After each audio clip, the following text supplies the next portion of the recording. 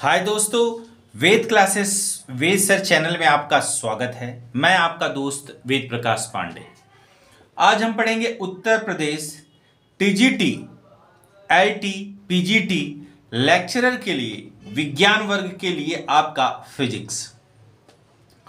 अब फिजिक्स का जो आज का हमारा जो इस यूनिट का सबसे लास्ट टॉपिक है विद्युत का जनरेटर, इसको हम इंग्लिश में डायनेमो भी बोलते हैं। और दूसरा आज हम जो टॉपिक पढ़ेंगे इसका वो है आपका चोक मीटर या कुंडली, चोक मीटर या चोक कुंडली। ठीक है, तो ये बेसिक टर्म्स है, याद रखिए। ये आपका बहुत ही इंपॉर्टेंट टॉपिक्स है और इसमें थोड़ी सी थ्योरी भी है, इसलिए मैंने जो है कि आपको जल्दी से बताने के लिए, और मेरा गला खराब है तो इसलिए मैंने कॉपी में बनाया हूं। तो चलिए, अगर आपने चैनल को सब्सक्राइब नहीं किया है तो आप चैनल को सब्सक्राइब करें और इसे अधिक से अधिक शेयर करें जरूरतमंद लोगों को। तो जो चलिए हम पहला टॉपिक स्टार्ट कर देते हैं। आपका पहला टॉपिक हमारा जनरेटर। जनरेटर को हम डायनेमो भी बोलते हैं या डायनेमो की जगह इसको बोलते हैं प्रत्यावर्ती जनित्र, प्रत्यावर्ती धारा जनित्र, इसे बोलते हैं हम एसी डायनेमो। ठीक है, तो ये बेसिक टर्म्स हैं, आप जानिए। यहां पर ये हेडिंग है हमारा जो आज हम कवर करेंगे। प्लेलिस्ट में जाइए आप, प्लेलिस्ट में, और वहां पर टीजीटी फिजिक्स होगा, टीजीटी फिजिक्स, और होगा आपका टीजीटी केमिस्ट्री। ठीक है, टीजीटी केमिस्ट्री और टीजीटी फिजिक्स, आप उसमें जा करके सारी वीडियो को बड़े प्यार से आप देख सकते हैं। ठीक है, तो आज का जो हम टर्म्स है क्लियर कर रहे हैं, जनरेटर या डायनेमो इसको प्यार से लोग बोलते हैं, तो शादी में हर जगह ये यूज होता है। तो जनरेटर एक युक्ति है, बहुत ही बढ़िया यार, कितनी अच्छी बात है। जनरेटर एक युक्ति है जो यांत्रिक ऊर्जा को वैद्युत ऊर्जा में बदलती है। यांत्रिक ऊर्जा का मतलब क्या भाई साहब? जैसे जो मशीन चलेगी, जब मशीन चलेगी तो उसमें उसको यांत्रिक ऊर्जा बोलते हैं, और यांत्रिक ऊर्जा को डायरेक्ट हम मैकेनिकल एनर्जी को हम इलेक्ट्रिकल एनर्जी में क्या करते हैं, कन्वर्ट करते हैं, बदलते हैं। फिर दूसरा इस पे पूछा जाएगा कि यह किसके सिद्धांत पर कार्य करता है, तो आप बोलोगे यह विद्युत चुंबकीय प्रेरण के सिद्धांत पर कार्य करता है। विद्युत चुंबकीय प्रेरण के किसे बोलते हैं? जैसे कि आप समझ जाओ कि कोई जो है कि कोई, जैसे मान लो कि कोई गधा है, ये देखिए, ये देखिए बेसिक समझ, तो गधा है, गधा है, और इसी गधे के बगल में कोई अच्छा व्यक्ति चला जाए, तो कोई अच्छा बच्चा इसके सानिध्य में आ जाए तो वो भी क्या बन जाता है, गधे वाली गुण आ जाता है। इसके अंदर भी क्या आ जाता है, गधे वाला गुण आ जाता है। कैसे आता है? गधा ही प्रेरणा देता है, गधा प्रेरणा देते तुम हमारे जैसे गधे बन जाओ, बहुत ही अच्छा है गधे की जिंदगी। तो ये गधा, ठीक है, गधा प्रेरणा देगा किसे? ये बेचारे को, नन्हा मुन्ना सा जो है, और ये भी गधे वाला गुण शो करेगा, उसे बोलते हैं प्रेरण, चुंबकीय प्रेरण। मतलब कि बेसिक टर्म समझ में कि जैसे ये चुंबकीय क्षेत्र है, ये देखिए बी है, इसको हम बी बोलते हैं। बी क्या है? एक चुंबकीय क्षेत्र है। इस चुंबकीय क्षेत्र में किसी पदार्थ को, जैसे लल्लू लाल को डाल दो, कोई किसी पदार्थ को डाल दो, तो ये चुंबकीय गुण प्रदर्शित करने लगता है। यह भी क्या कर लेना, चुंबकीय गुण प्रदर्शित करने लगता है, जिसे हम क्या बोलते हैं, चुंबकीय प्रेरण, चुंबकीय प्रेरण। ये तो मैंने शब्द का अर्थ बताया अभी आपको, बेसिक टर्म्स को क्या किया मैंने, क्लियर कर दिया है कि इसका मतलब क्या होता है। अगर आप अभी डिटेलिंग से पढ़ेंगे कि यह विद्युत चुंबकीय प्रेरण के सिद्धांत पर कार्य करता है, तो अगर आपसे पूछा जाएगा डायनेमो किसके सिद्धांत पर कार्य करता है, तो आप क्या बोलेंगे कि यह विद्युत चुंबकीय प्रेरण के सिद्धांत पर कार्य करता है। अब विद्युत चुंबकीय प्रेरण का सिद्धांत क्या है समझे, रटिएगा नहीं। देखिए जैसे एक कुंडली है, ये देखिए, ये कुंडली है, मौज लीजिए भाई साहब, एक कुंडली है। अब ये देखो, इसमें तांबे के तार को मैंने क्या कर दिया, ये लपेट दिया, ये देखो तांबे के तार को लपेट दिया। अब तांबे के तार को मैं जब इसको लपेट दूंगा, इसको मैंने एक बैटरी से जोड़ दिया, इससे मैंने ये देखो एक बैटरी से मैंने इसको क्या कर दिया, जोड़ दिया।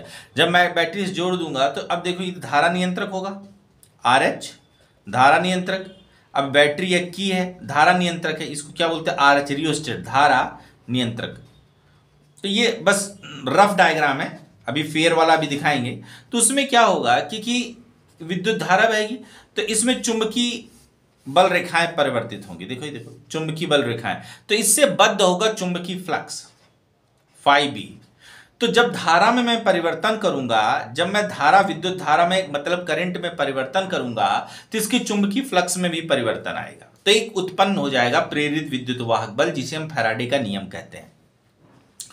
ई क्या है आपका? प्रेरित विद्युत वाहक बल है, प्रेरित विद्युत वाहक बल, प्रेरित विद्युत वाहक बल। ठीक है, ये बेसिक टर्म्स को आप जानते रहिए। इसको प्रेरित विद्युत वाहक, जैसे अब देखो करंट को बार बार घटाओगे बढ़ाओगे, धारा नियंत्रक के द्वारा क्या करोगे, करंट को ऐसे ऐसे बार बार घटाओगे बढ़ाओगे, बार बार घटाओगे बढ़ाओगे, तो इसका जो चुंबकीय फ्लक्स है, फाई भी क्या है? चुंबकीय फ्लक्स है, चुंबकीय फ्लक्स है। तो चुंबकीय फ्लक्स में परिवर्तन होगा तो कौन उत्पन्न हो जाएगा चच्चा? प्रेरित विद्युत वाहक बल उत्पन्न हो जाएगा, जो कि मुख्य धारा का क्या करेगा? विरोध करेगा। मतलब जो ये धारा है इसका विरोध करेगा। तो ई बराबर क्या होगा बोलो? D phi by D T, D phi by D T, मतलब ये माइनस हो गया। तो बेसिक टर्म्स को आप समझिए और मौज लेते हुए चलिए। ई क्या है बताइए? ई आपका प्रेरित विद्युत वाहक बल है। ई क्या है हमारा? प्रेरित विद्युत वाहक। D phi by D T क्या है? चुंबकीय फ्लक्स में क्या है? परिवर्तन, चुंबकीय फ्लक्स में परिवर्तन, फ्लक्स में क्या? परिवर्तन। ठीक है, तो ये बेसिक टर्म्स को आप जानते रहिए, बड़े प्यार से जानते रहिए। अब देखिए, इसी को बोलते हैं हम विद्युत चुंबकीय प्रेरण। तो यह विद्युत चुंबकीय प्रेरण के सिद्धांत पर कार्य करता है। चलिए अब हम स्टार्ट करते हैं बड़े प्यार से रचना। आप डायनोमो पढ़ रहे हो तो रचना, इसके निम्नमत 4 भाग हैं। तो पहला देखिए, ये देखिए, इसको बोलते हैं चुंबक। ये देखिए ये क्या है आपका? देखिए ये चुंबक है। तो चुंबक है, तो अब आप देखेंगे कि चुंबक है, ये नॉर्थ पोल है, ये साउथ पोल है। तो चुंबकीय बल रेखाएं हमेशा, इमेजिनेशन करो, चुंबकीय बल रेखाएं हमेशा किसकी तरफ जाएगी भाई? नालायक से सच्चे आदमी के पास जाएगी, नॉर्थ पोल से साउथ पोल जाएगा। विद्युत बल रेखाएं इमेजिनेशन करो, तो इमेजिनेशन करोगे तो नॉर्थ से कहां पे जाएगा? अब इसके बीच में हमने एक आर्मेचर डाला है। अब आर्मेचर क्या होता है? इससे शुरुआत, आर्मेचर क्या है? एक पतली सी ऐसे क्रोड ले लो, प्लेट, मतलब कि लोहे की, नरम लोहे की एक ऐसे चादर ले लो। अब नरम लोहे की ऐसी चादर लेने के बाद इसमें क्या करोगे? कॉपर के तार को क्या करोगे? कॉपर के तार को क्या करोगे? लपेटोगे। ये देखो, ये इसी को आर्मेचर बोलते हैं। ABCD क्या है? एक आर्मेचर है। उसके आगे देखिए ब्रूस लगा है, B1 और B2 ब्रूस है। ये क्या है? सर्पी वलय है। R1 और R2 क्या है? सर्पी वलय है। और ABCD ये एक क्या है? आर्मेचर, जो कि आर्मेचर किसके बीच में रखा है? चुंबकीय ध्रुवों के बीच में, नॉर्थ पोल और साउथ पोल के बीच में जो आपका ये आर्मेचर रखा हुआ है। तो चलिए एक एक के बारे में हम बहुत ही प्यार से क्या करेंगे? सीखेंगे मित्र। ठीक है, तो ये क्या हुआ? क्षेत्र चुंबक है। ये देखिए नॉर्थ पोल है और ये साउथ पोल है, क्षेत्र चुंबक। तो यह चुंबकीय क्षेत्र उत्पन्न करता। अगर आपसे कोई पूछे डायनोमो में ये चुंबक क्या करता है, तो ये चुंबकीय क्षेत्र उत्पन्न करेगा। चुंबकीय क्षेत्र कहां से होता है? नॉर्थ पोल से। कहां? South pole. नॉर्थ पोल से चुंबकीय बल रेखाएं, ये देखिए चुंबकीय बल रेखाएं नॉर्थ पोल से साउथ पोल में जा रहा है। ठीक है, तो अब कम शक्ति के डायनोमो में स्थायी चुंबक इस्तेमाल होता है, और अधिक शक्तिशाली वाले जनरेटरों में क्या होता है? मतलब डायनोमो में क्या होता है? जनरेटर में क्या होता है? विद्युत चुंबक द्वारा उत्पन्न किया जाता है। बेसिक टर्म्स क्लियर कर लीजिए भैया। ठीक है, एक एक कंसेप्ट की धज्जियां उखाड़ दूंगा मैं आपको, यहां पर सारी चीजों बताऊंगा, लेकिन कृपया आप ऐसा करिए कि मित्र की आप इसको जो है कि अच्छे से पढ़िए। यह चुंबकीय क्षेत्र उत्पन्न करता है। आपको पता चल गया ये जो चुंबक है ये क्या करता है? चुंबकीय क्षेत्र को क्या करता है? उत्पन्न करता है। ठीक है, अब अगर कम शक्तिशाली वाला डायनोमो है तो उसमें चुंबक इस्तेमाल होता है। ये अगर अधिक शक्तिशाली वाला है तो उसमें क्या होगा? अधिक शक्तिशाली वाले जनरेटर में क्या होगा? विद्युत चुंबक स्टार्ट होगा, विद्युत चुंबक। अब दूसरा देखिए आर्मेचर, ये है आर्मेचर। देखिए ABCD एक आर्मेचर है। यह नर्म लोहे के, मैंने बोला था नर्म लोहे का, जैसे ये फ्रेम हो गया एक, जैसे आप लोग जो है अपना एक क्या बनाते हो, जो फोटो अच्छी आती है तो उसका एक फ्रेम बना लेते हो। अब वो नर्म लोहे का रहता है, उसके ऊपर क्या करते हो आप? कॉपर के तार को क्या करते हैं? लपेट देते हो। देखो यह नर्म लोहे के फ्रेम पर सर्पी वलय कॉपर के तार को लपेट कर बनाया जाता है। जिसे धुरे के परितः घूम सकता है। अब देखो धुरा होता है, ये देखिए एक धुरा इधर है, ये देखो ये सब धुरा है। आपने गांव में देखा होगा कि गांव में जो है कि इंजन होता है जो पानी निकालने वाला रहता है, तो इसी तरह से रहता है, एक उसका ये धुरा होता है। क्या होता है, देखो दो धुरे हैं यहाँ पर, देखो ये। अब ये क्या करता है, इसी ध्रुव के चारों तरफ ऐसे ऐसे ऐसे ऐसे ऐसे ऐसे ऐसे ऐसे ऐसे ऐसे ऐसे क्या करता है, चक्कर लगाता है। ठीक है, तो यही बात है। अब सर्पी वलय के बारे में जान जाओ, ये R1 और R2। R1 और R2 क्या है, एक सर्पी वलय है। R1 तथा R2 धातु के वलय होते हैं, ये धातु के बने होते हैं और वलय होते हैं। वलय हेलिकल स्ट्रक्चर के होते हैं, कुंडली मारकर जैसे बना होता है, जिसमें आर्मेचर के सिरे जुड़े होते हैं। यह वलय रिंग धुरा, ये देखो ये रिंग है ना, ये चक्कर है ना, ये देखो रिंग है कि नहीं है, रिंग की तरह यह रिंग धुरा पर स्थिर होते हैं जो कुंडली के साथ घूमते रहते हैं। ये R1 और R2 क्या करते हैं, सर्पी वलय होते हैं जो कि कुंडली के साथ क्या करते हैं, घूमते रहते हैं। अब आता है ब्रूस। अब ये ब्रूस होता है कंघी टाइप का, जब ये घूमता है, जब देखो जब ये घूमेगा ना, ये जो आर्मेचर जब घूमता है तो R1 और R2 भी घूमते हैं, तो उससे ये ब्रूस लगा रहता है। B1 और B2 क्या है, ब्रूस है। अब देखो दांत साफने वाला ब्रूस की ही तरह ये होता है। ठीक है, पेंट लगाने वाला जो ब्रूस ऐसे ऐसे पेंट नहीं लगाते आप दीवालों पे, वैसे ही ब्रूस होता है। वो इस पर धुरे पर रगड़ता है और यहां पर लोड लगा रहता है, प्रतिरोध लगा रहता है। तो देखिए यह दो लचीली धातु की प्लेटें अथवा कार्बन की छड़ें B1 B2 होती हैं जो वलय को स्पर्श करती हैं। ये देखो ये वलय है ना, इस वलय को क्या करती है, स्पर्श करती हैं, जिसमें RL मतलब प्रतिरोध लोड लगा होता है। ये बेसिक टर्म्स है मित्र, इस चीज को आप जानते रहिए। ठीक है, अब आता है कार्यविधि। क्या आता है मित्र, कार्यविधि। आर्मेचर के घूमने पर, हमने बोला था ना ये आर्मेचर है, ABCD एक क्या है, आर्मेचर है, जो कि ये बार बार क्या घूमेगा। जब ये बार बार घूमेगा तो इसकी चुंबकीय फ्लक्स में क्या होगा मित्र, चुंबकीय फ्लक्स में क्या होगा, परिवर्तन होगा।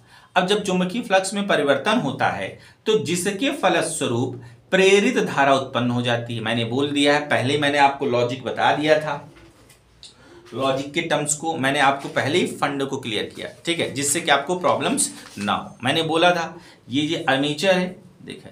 अब जैसे एक आर्मेचर ले लिया मैंने,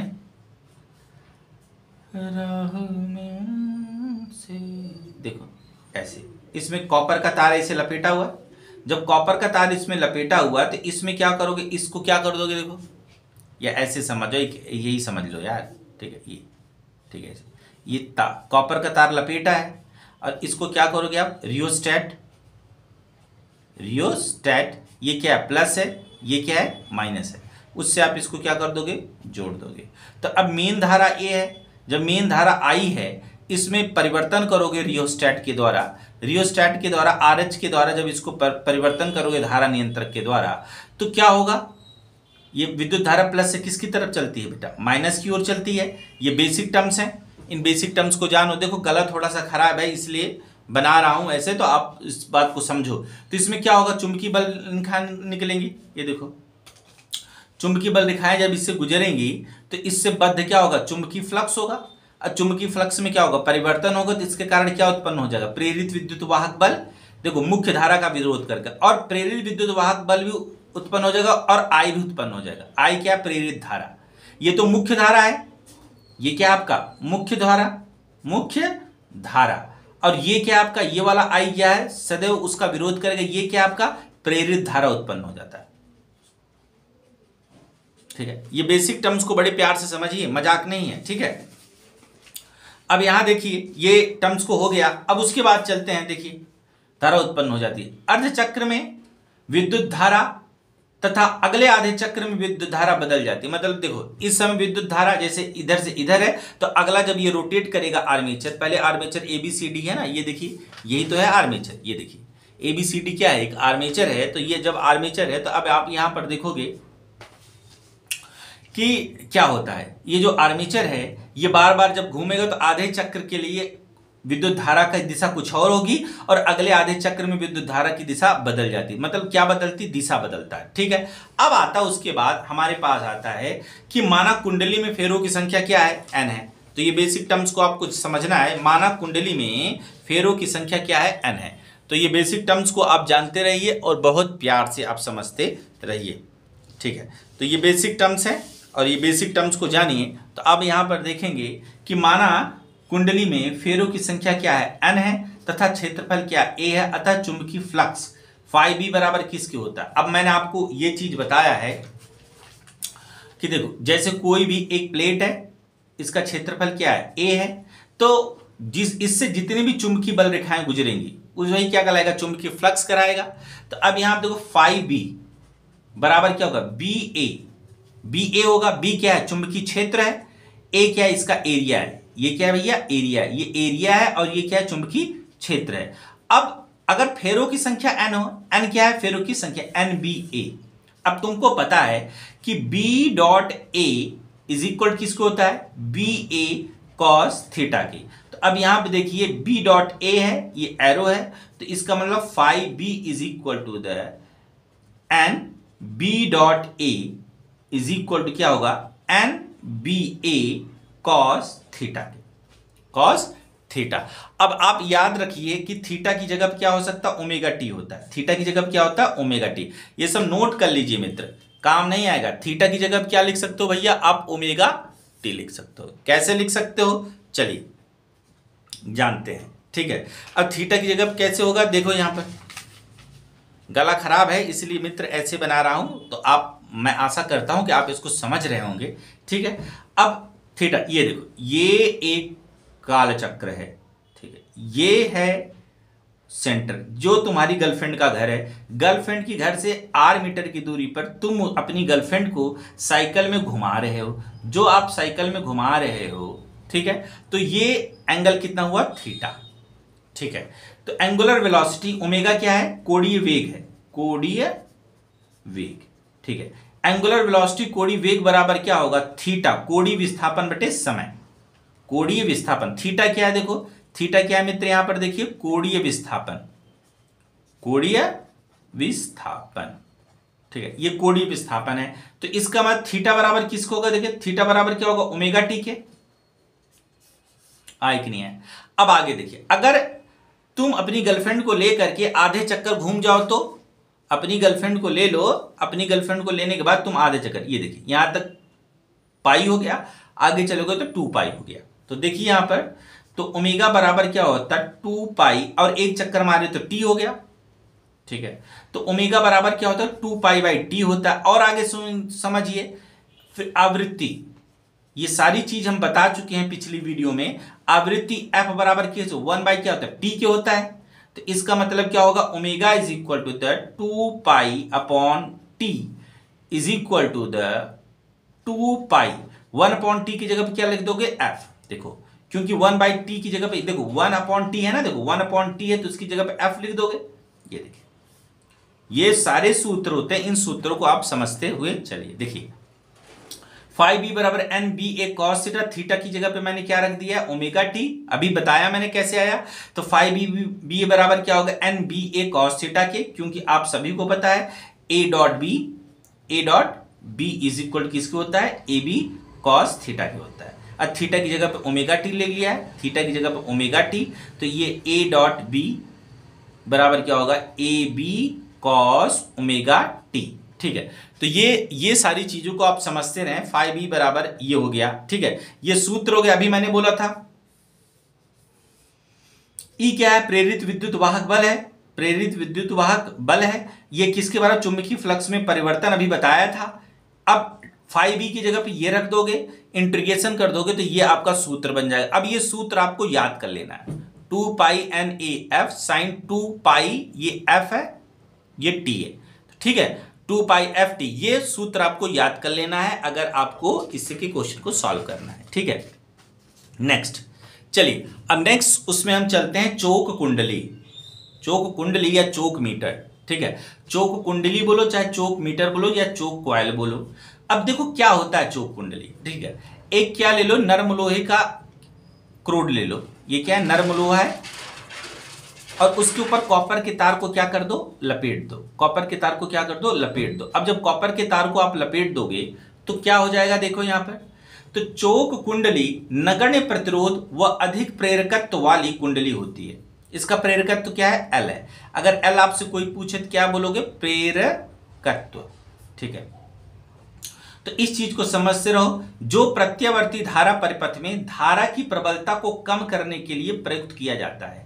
अब आपको ये लाइन लिख लेनी है कि प्रत्यावर्ती धारा परिपथ में धारा की प्रबलता को कम करने के लिए प्रयुक्त किया जाता है। अब कुंडली में ऊर्जा व्यय क्या होता है? नगण्य होता है। जो ये कुंडली होते हैं उसमें ऊर्जा व्यय नगण्य होगा, तो इसका मतलब प्रतिरोध भी इसका क्या होगा भैया? नगण्य होगा। रचना अभी मैंने आपको बता ही दिया है। यह पटलित लोहे की क्रोड पर, लोहे की क्रोड है जिस पर तांबे के तार को लपेट कर बनाया जाता है। अब तांबे का तार पतला होता है जिसमें प्रतिरोध नगण्य होता है तथा फेरों की संख्या क्या अधिक होने के कारण प्रेरकत्व उत्पन्न होगा। भैया देखो, जितने अधिक फेरो लोगे उतना इसका प्रेरकत्व मतलब इंडक्शन क्या हो जाएगा? बढ़ जाएगा। उतना इसका इंडक्शन क्या हो जाएगा? बढ़ जाएगा। तो ये बेसिक टर्म्स। अब प्रतिबाधा, अब ये डेरिवेशन तो है नहीं, आपको ये याद कर लेना है, ठीक है। अब कुछ चीजें मैं आपको बताता हूं, ठीक है। उन चीजों को आपको क्या कर लेना? समझ लेना है। अब कुछ चीजों को जो बताता हूं उसको देखो आप, ठीक है। अब देखो, ये एक्सल, इसको बोलते हैं प्रेरकीय प्रतिघात।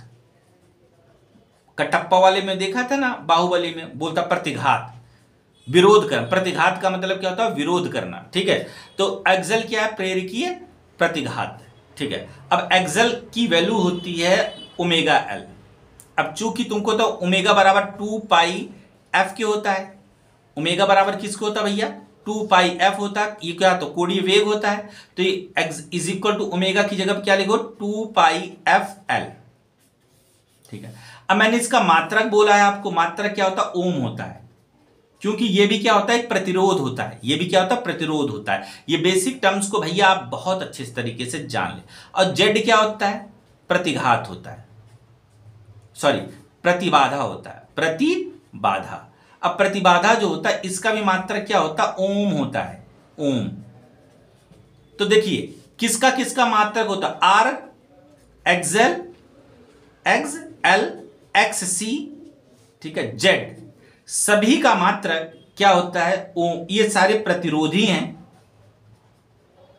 ये देखो, प्रेरकत्व, कुंडली का प्रतिरोध, ये धारिता का प्रतिरोध, मतलब धारिता होता है, 2 प्लेट होती है ना, ये धारिता का प्रतिरोध। ये जेड क्या? प्रतिबाधा। सभी प्रतिरोध हैं और सभी का मात्रक क्या होता है? ओम होता है। लॉजिकल वे में पढ़ना भाई, जो क्वेश्चंस बनता है उसी के हिसाब से पढ़ना, आपको टाइम व्यर्थ नहीं करना अपना, ठीक है। ये देखिए, प्रतिबाधा जेड बराबर आर स्क्वायर प्लस एक्सएल का स्क्वायर। अब देखो एक्सएल की वैल्यू क्या होती है? मैंने बोला एक्सएल की वैल्यू ओमेगा एल होती है, इसलिए देखो ये कर दिया ओमेगा स्क्वायर एल स्क्वायर। अब देखिए आर क्या है? नगण्य है। चोक कुंडली का जो प्रतिरोध होता है वो नगण्य होता है। क्यों होता है? क्योंकि जो कॉपर का तार होता है वो बहुत ही पतला होता है। जो नोट्स लिख लो, लिखा नहीं है, कॉपर का तार जो होता है बहुत ही पतला होता है, इसलिए इसका प्रतिरोध आर क्या है? नगण्य है। जब ये नगण्य हो जाएगा चच्चा, जब ये नगण्य हो जाएगा तो कौन बचेगा? सिर्फ एक्सएल बचेगा। तो जेड बराबर एक्सएल का क्या करोगे आप? स्क्वायर कर दोगे। एक्सएल का स्क्वायर कर दोगे तो क्या आएगा? एक्सएल आएगा भाई, स्क्वायर है ना, ये स्क्वायर कर दोगे तो क्या आएगा? एक्सएल आ जाएगा। और एक्सएल की वैल्यू क्या? ओमेगा एल है, ठीक है। गला खराब इसलिए ऐसे बता रहा हूं, ठीक है। और आपका पेपर कभी भी हो सकता है, इसलिए बिल्कुल सावधानी पूर्वक क्या करें आप? पढ़ें, ठीक है। तो ये बेसिक टर्म्स था। और बेसिक टर्म्स को अब यहां पर देखो आप, ठीक है। ये बेसिक टर्म्स यहां पर देखो। अब कुछ पॉइंट, कुंडली में शक्ति का मान क्या होता है? शून्य होता है। अगर आपसे पूछे चोक कुंडली में शक्ति की वैल्यू क्या होती है? शून्य होती है। आगे टर्म्स को समझिए। कुंडली में ऊर्जा व्यय नगण्य होता है। कुंडली में जो होता है ऊर्जा व्यय भी क्या होता है? नगण्य होता है। वास्तव भाई कोई ऊर्जा इसमें नहीं होती। वास्तव में चोक कुंडली का ओमीय प्रतिरोध शून्य नहीं होता है, इसलिए कुंडली में कुछ ऊर्जा व्यय होता है। अब चोक कुंडली का उपयोग, बहुत इंपॉर्टेंट लाइन है, दिष्ट धारा डीसी के नियंत्रण में नहीं किया जाता है, उपयोग नहीं किया जाता। मतलब इसका धारा डायरेक्ट करंट मतलब डीसी में ये उपयोग में नहीं लाया जाता है। तो ये बेसिक टर्म्स है। मुझे आशा करता हूं कि ये आपको वीडियो बहुत अच्छे समझ में आया होगा, ठीक है। आज के लिए इतना बहुत है। Thank you.